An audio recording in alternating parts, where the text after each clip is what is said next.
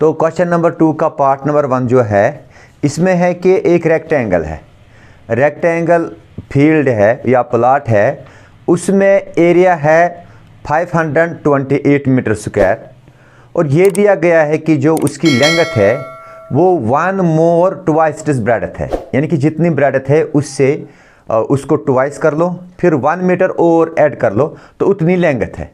तो हमें इसको जस्ट रिप्रेजेंट करना है।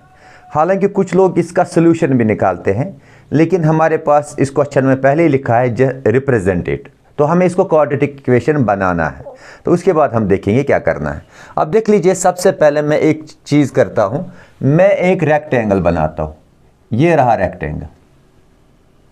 रेक्टेंगल ऐसा होता है कि नहीं होता मोमिन? ये क्या है? रेक्टेंगल। हुज़ैफ है ना ये रेक्टेंगल। इसका हम नाम रख सकते हैं ABCD, अगर ना भी लिखो तो चलेगा। Suppose it is ABCD, right. अब अगर इसकी ब्रेडथ इसने कहा है, इसने कुछ नहीं कहा ब्रेडथ क्या है, लेकिन कहा है लेंथ। ब्रेडथ को डबल करो प्लस 1 करो। तो अब मैं ब्रेडथ मानता हूँ इसका होगा x मीटर, x कुछ भी हो सकता है। तो लेंथ क्या होगी उसको 2x प्लस 1 मीटर, यानी कि लेंथ बन जाएगी, ब्रेडथ को पहले डबल करो फिर 1 ऐड करो। यही क्वेश्चन की कंडीशन है। तो अब हमें, और इसका टोटल एरिया क्या है 528 मीटर स्क्वायर, राइट। तो सारा क्वेश्चन यही है। इसको हमें एक क्वाड्रेटिक इक्वेशन बनानी है। क्या बनाना है?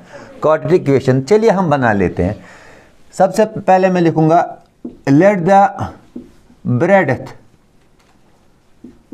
Of rectangle be x metre. हमने माना इसकी ब्रेडथ क्या है x मीटर, जो हमने पहले यहां पर लिखा है। Is it okay? देन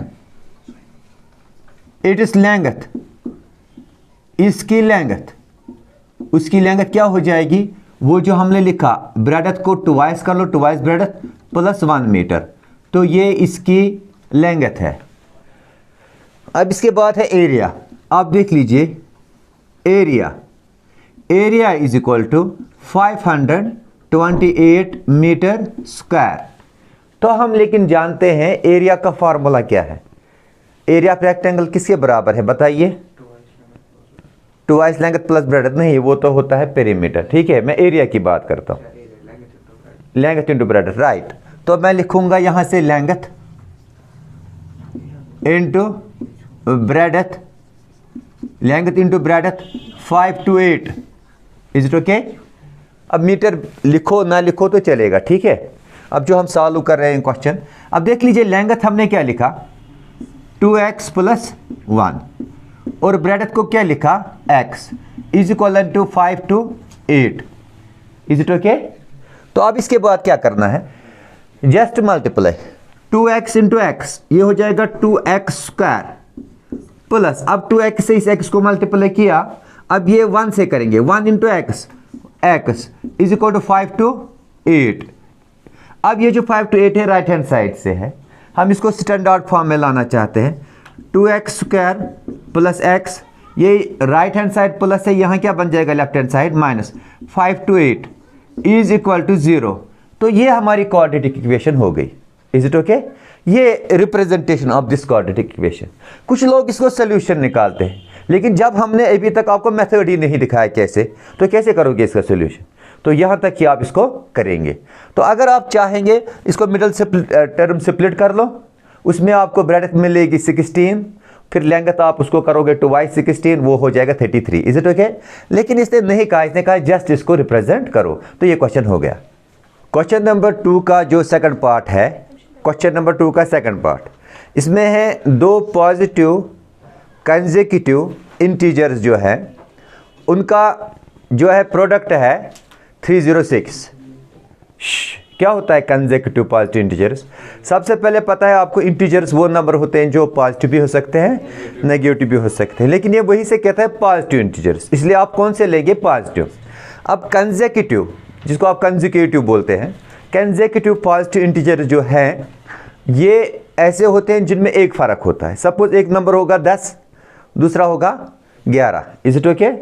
तो अगर कोई होगा 20 और एक हो सकता है 21, या 19 भी हो सकता है, 19 और 20 भी हो सकते हैं, दो नंबर जो पास पास हो, जो साथ साथ दो नंबर हो, उनको बोलते हैं कंसेक्यूटिव। क्या बोलते हैं उनको? कंसेक्यूटिव।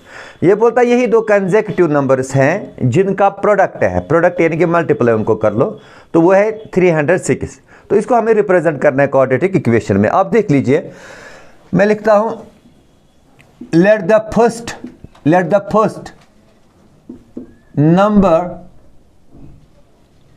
B x. हम मानते हैं ये जो दो नंबर होंगे, पहला क्या होगा? एक्स। एक्स कुछ भी हो सकता है, 10 हो सकता है, 9 हो सकता है, 100 हो सकता है, what ever it is. Is it okay? Okay, तो पहला नंबर हो गया। देन सेकंड नंबर, आप मुझे बता सकते हैं सेकंड नंबर क्या हो सकता है? फिर x प्लस 1 या x माइनस 1, दोनों से ही है। Is it okay? लेकिन हम प्रेफर करेंगे x plus 1।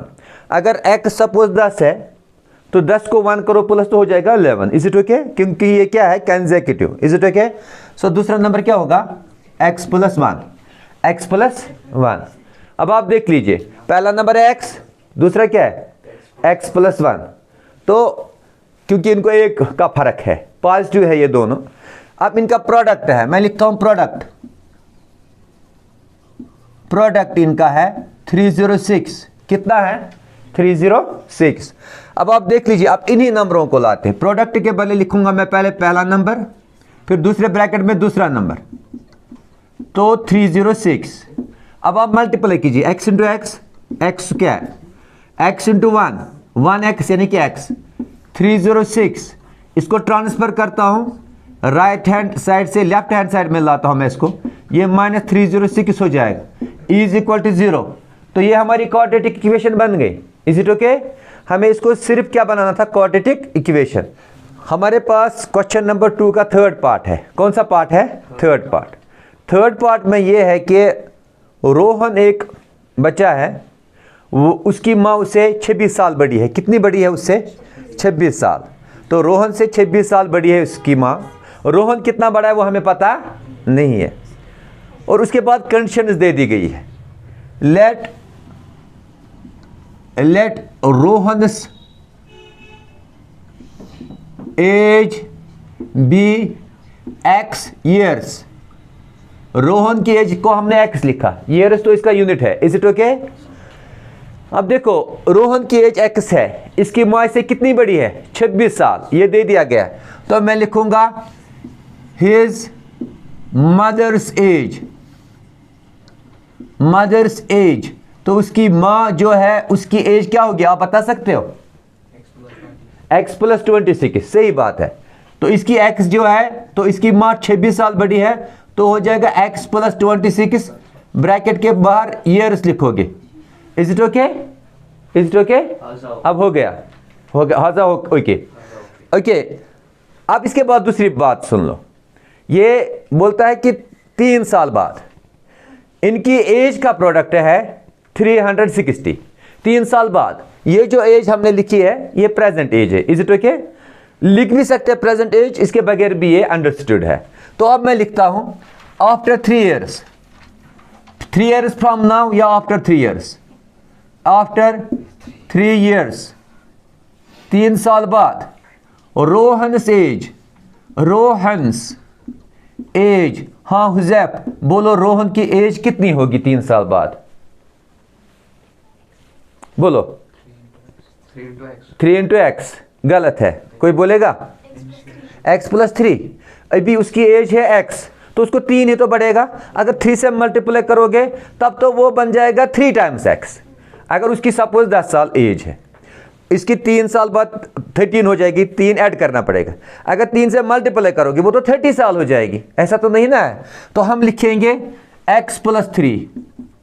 Is it okay? Years. x क्या है? उसकी प्रेजेंट एज। अब ये कौन सी एज है रोहन की? 3 साल बाद वाली एज। अब इसके बाद देखो, इसकी जो माँ है हिज मदर्स एज। अब उसकी जो माँ है उसकी एज कौन सी वाली एज? आज की नहीं, आज की तो हमने लिखी उसको x प्लस 26, प्रेजेंट एज तो वही है। लेकिन 3 साल बाद कितनी होगी जरा बोलो? x प्लस 26 प्लस 3, हुज़ैफ कहता है यही, हाँ ये बात सही है। मैं लिखूंगा x प्लस 26 प्लस 3, तो हम इसको ऐसे लिख सकते हैं x प्लस 29, ठीक है, ईयर्स। आया आपको समझ? क्योंकि इसको और 3 ऐड किए, उसको भी 3 ऐड किए, क्योंकि हम कौन सी एज ले रहे हैं, 3 साल बाद वाली एज। अब हम लिखेंगे प्रोडक्ट, यानी कि इनको मल्टीप्लाई करेंगे, वो हो जाता है 360। कितना हो जाता है? 360। अब लाओ इसकी एज रोहन की, वो है x प्लस 3। अब इसकी जो माँ है उसकी x प्लस 29। अब देखो हमने कौन सी एज ली थी, 3 साल बाद वाली एज, क्योंकि इसी ने कहा है 3 साल बाद उनकी एज का प्रोडक्ट होगा 306। तो अब मैं लिखता हूं इसको 360। अब आप देख लीजिए यहां पर मल्टीप्लिकेशन, चाहे तो इस के साथ ब्रैकेट ले लो, चाहे डायरेक्ट कर लो। अब मैं डायरेक्ट ही कर लेता हूं, x into x, x square, x into 29x। तो इस x ने पहले इस x को मल्टीप्लाई किया, फिर 29 को किया। Is it okay? अब हम इसके बाद इस 3 से मल्टीप्लाई करते हैं। किससे करते हैं? 3 से। 3 इंटू एक्स 3x, तो हो गया 3x। 3 into 29 87, I think so, तो हो जाएगा plus 87 is equal to 360। Now x square, अब आप देख लीजिए 29x जो है ये प्लस है, 3x भी प्लस है, तो दोनों ऐड हो जाएंगे, तो हो जाएगा 32x। अब ये प्लस 87 जो है इसके पास में लाता हूं ये 360, राइट हैंड साइड है, तो स्टैंडर्ड फॉर्म में हमें इसको कहां से लाना पड़ेगा? Left hand side. तो मैं लाता हूं 360 is equal to 0, x square plus इसको निकालो कितना निकलेगा x। अब आप सब्ट्रैक्ट कर लीजिए 360 से 87, तो मैं कर लेता हूं, मगर निकलेगा आंसर माइनस, क्योंकि ये बड़ा है, इसका साइन माइनस है। तो अगर हम 10 से सब्ट्रैक्ट करेंगे 7, 3 रह जाता है। अब 6, इसमें से एक तो गया था इधर, 5 रह गया, तो इसको 8 सब्ट्रैक्ट करोगे, 15 को 8 तो 7। अब चूंकि ये कितना हो जाएगा? 273, तो इज इक्वल टू 0। हमने किया इसको, तो इस तरह से ये जो इक्वेशन है ये बन गई। Is it okay? तो ये क्वाड्रेटिक इक्वेशन हमने बना दी, हमने इसको रिप्रेजेंट किया। जो 4th पार्ट है क्वेश्चन नंबर 2 का, और ये आखिरी पार्ट है एक्सरसाइज 4.1 का। Is it okay? तो 4th पार्ट में आप देख लो, इसमें है कि एक ट्रेन की स्पीड है कुछ, इसको डिस्टेंस कवर करनी है 480 किलोमीटर। कितना जाना है इसको? 480 किलोमीटर इसको डिस्टेंस कवर करनी है। Is it okay? अब इसके बाद क्या है कि इसको जब ये स्पीड कम करते 8 किलोमीटर पर आवर, जितनी इसकी नॉर्मल स्पीड है उससे कम कर देती है, तो इसको 3 घंटे ज़्यादा लगते हैं। कितने घंटे लगते हैं? जब स्पीड कम करेगी ट्रेन तो इसको तो ज़्यादा टाइम लगेगा ही। तो हमें इसको भी एक क्वाड्रेटिक इक्वेशन में रिप्रेजेंट करना है। तो सबसे पहले मैं लिखता हूं, let the usual speed of train be x kilometre per hour. हम मान लेते हैं ये जो ट्रेन है, नॉर्मल स्पीड जो इसकी है, यूजुअल स्पीड जिससे ये चलती है, वो कितनी है? x kilometre per our. Is it okay? तो टोटल डिस्टेंस कितनी है वो लिखेंगे, टोटल डिस्टेंस है 480 किलोमीटर। ये टोटल डिस्टेंस इसको कवर करनी है। Is it okay? अब आप देख लीजिए, वी नो दैट, हम क्या जानते हैं? हम ये जानते हैं speed is equal to distance by time. Distance by, हम जानते हैं ये। Is it okay? तो मैं लिखूंगा और टाइम, टाइम को मैं t1 से डिनोट करता हूं, डिस्टेंस बाय स्पीड। देखिए time, distance by speed, time को मैंने t1 से डिनोट किया ताकि ये आसान हो जाए। अब आप देख लीजिए t1, व्हाट इज डिस्टेंस? 480, 480, सुना बेटी? और ये जो स्पीड है, स्पीड हमने नॉर्मल क्या रख दी? स्पीड को हमने कहा है कि x kilometre. Is it okay? तो x से आप इसको डिवाइड करोगे तो ये हो गया वो टाइम जब ये नॉर्मल स्पीड से चलती थी, जो इसकी ट्रेन की स्पीड थी। अब इसके बाद कंडीशन है कि इसकी स्पीड डिक्रीज हो जाती है। अब आप लिखो डिक्रीज्ड स्पीड, डिक्रीज्ड स्पीड, जो ना इसने स्पीड डिक्रीज की वो है, पहली स्पीड क्या हमने इसकी रख दी थी? x kilometre. अब ये कहता है कि 8 किलोमीटर कम स्पीड हो जाती है, तो क्या लिखे हम? क्या लिखे? x माइनस 8, बिल्कुल सही। तो x माइनस 8 तो kilometre per our. Is it okay? ये कौन सी स्पीड है? अब decrease speed. Is it okay?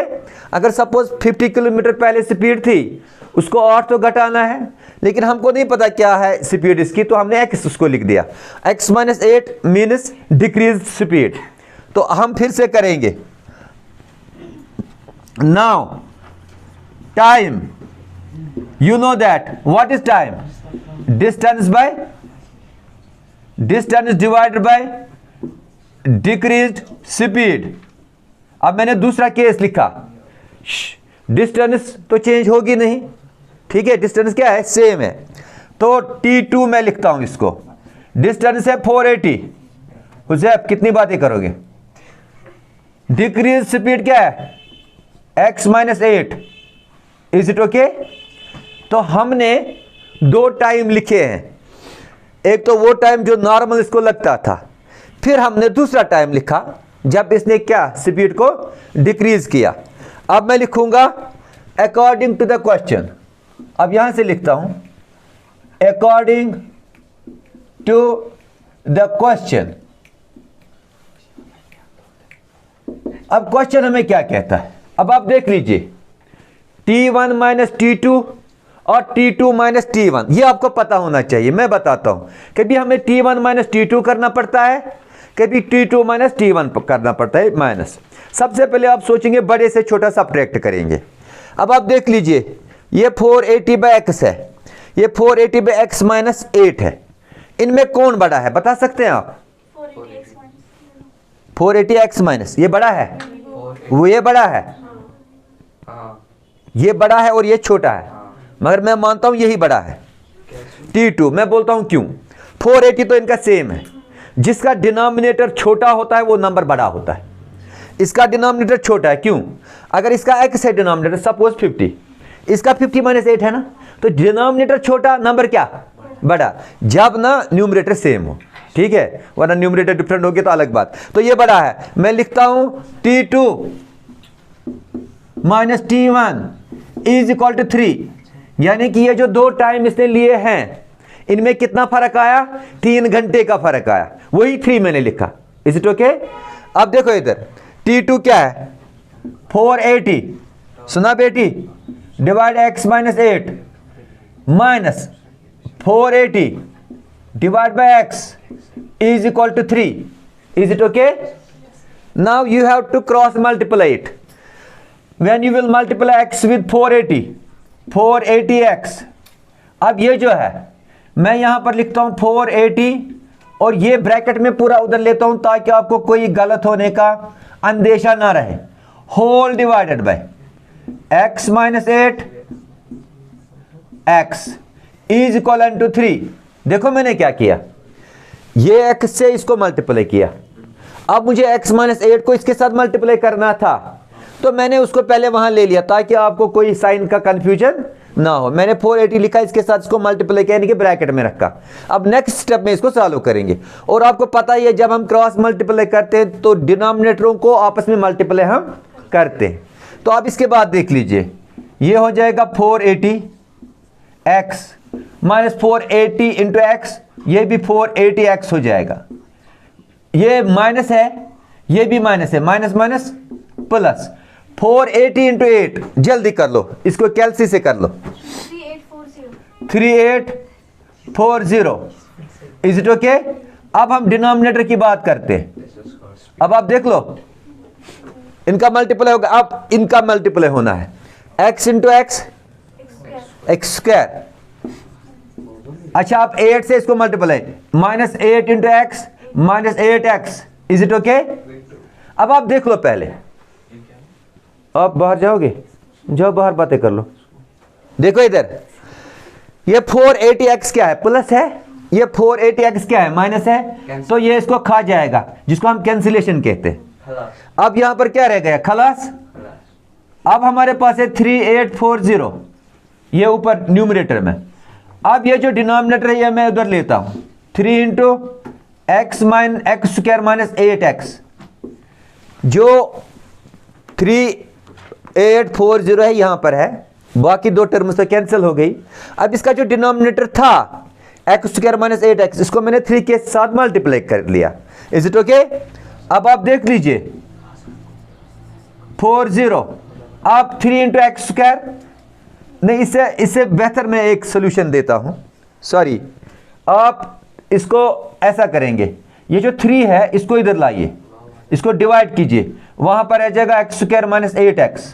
जरा आप इसको डिवाइड कर लो, 3 1 जा हो जाएगा 3, 3 1 जा 3, 3 2 जा 8 और 3 8 जा फिर 0, तो इसको निकलता है 1280 is equal to x square minus 8x।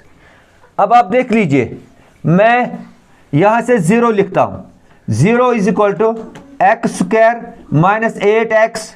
अब ये जो 1280 है, इसको राइट हैंड साइड ले लेता हूं ताकि ये स्टैंडर्ड फॉर्म में आए, तो मैं ले लेता हूं इधर 1280 ले लिया मैंने उधर। अब एक बात है, हमारा 0 लेफ्ट हैंड साइड है और जो पार्ट है वो कहां से है, राइट हैंड, तो मैं लिखूंगा इसको और x square minus 8x minus 1280 is equal to 0। जब हम सारी टर्म्स को ट्रांसफर करते तब हमारा साइन चेंज नहीं होता, जब कोई टर्म ट्रांसफर करते तब उनका साइन क्या होता है, चेंज होता है। तो ये हो गया, ये स्क्वायर मैं ठीक से लिखता हूं, तो ये हो गई इक्वेशन उस ट्रेन की जिसकी स्पीड फिर डिक्रीज हो गई थी।